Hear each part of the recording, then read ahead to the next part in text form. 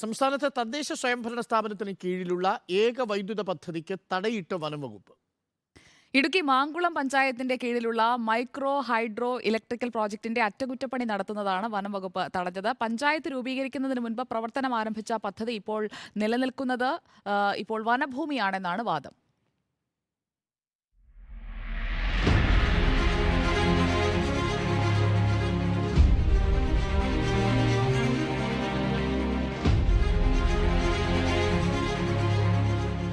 മാങ്കുളം ഗ്രാമപഞ്ചായത്ത് രൂപീകൃതമാകുന്നതിനു മുമ്പ് മൂന്നാർ പഞ്ചായത്തിന്റെ ഭാഗമായിരിക്കെ 1998 മാങ്കുളം നക്ഷത്രക്കുത്തിൽ ഈ മൈക്രോ ഹൈഡ്രോ ഇലക്ട്രിക് പ്രോജക്റ്റ് ആരംഭിക്കുന്നത്. പിന്നീട് മാങ്കുളം പഞ്ചായത്ത് രൂപീകൃതമായപ്പോൾ പഞ്ചായത്തിന്റെ ഭാഗമായി. ഇവിടെ ഉൽപ്പാദിപ്പിക്കുന്ന വൈദ്യുതി KSEBിക്ക് വിലയ്ക്ക് നൽകുകയാണ് ചെയ്യുന്നത്. പ്രതിമാസം 2 ലക്ഷത്തോളം രൂപ പഞ്ചായത്തിന് വരുമാനം ലഭിച്ചിരുന്നു. എന്നാൽ 2018 പ്രളയത്തിൽ തകരാറുകൾ സംഭവിച്ച പവർ ഹൗസ് അറ്റകുറ്റപ്പണി നടത്തുന്നതിന് തീരുമാനമെടുത്ത് 1 കോടിയോളം രൂപയുടെ മെറ്റീരിയലും ഇറക്കിയപ്പോഴാണ് വനം വകുപ്പിന്റെ നോട്ടീസ്. ഏതാണ്ട് 80 ലക്ഷം രൂപയോളം മെറ്റീരിയൽസ് ഇറക്കുകയും ചെയ്തപ്പോഴാണ് ഫോറസ്റ്റുകാർ ഇത് അവരുടെ അധീനതയിലുള്ള സ്ഥലമാണെന്ന് പറഞ്ഞ് ഇതിൻ്റെ പണികൾ തടസ്സപ്പെടുത്തിയിരിക്കുന്നത്.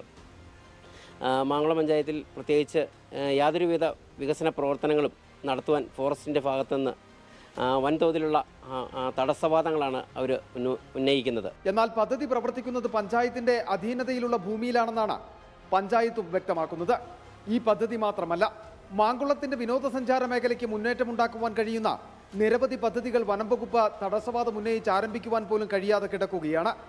78 ലക്ഷം രൂപയുടെ നക്ഷത്രക്കുത്ത ടൂറിസം പദ്ധതി, ഏറ്റവും കൂടുതൽ വിനോദസഞ്ചാരികൾ എത്തുന്ന ആനക്കുളത്തെ 24 ലക്ഷത്തിന്റെ പദ്ധതി, ഇവിടെ തന്നെയുള്ള വെയിറ്റിംഗ് ഷെഡ് നിർമ്മാണം, ഇങ്ങനെ നിരവധി പദ്ധതികളാണ് വനം വകുപ്പിന്റെ തടസ്സവാദത്തിൽ മുടങ്ങിക്കിടക്കുന്നത്. മാങ്കുളത്തെ വൻകിട കയ്യേറ്റക്കാരായി വനം വകുപ്പ് മാറുന്നുവെന്നാണ് നാട്ടുകാരുടെ ആരോപണം. മാങ്കുളം ജനത നിരന്തരമായി വനം വകുപ്പിനെതിരെ പ്രതിഷേധമുയർത്തുന്നതിന്റെ കാരണമെന്ത് എന്ന് ചോദിച്ചാൽ അതിനുള്ള ഒരു ഉത്തരം മാത്രമാണ് പ്രവർത്തനരഹിതമായി കിടക്കുന്ന ഈ ചെറിയ ജലവൈദ്യുത പദ്ധതി. Video journalist S. ശ്രീകുമാറിനൊപ്പം reporter Sandeep Rajakkad, in reporter, Idukki.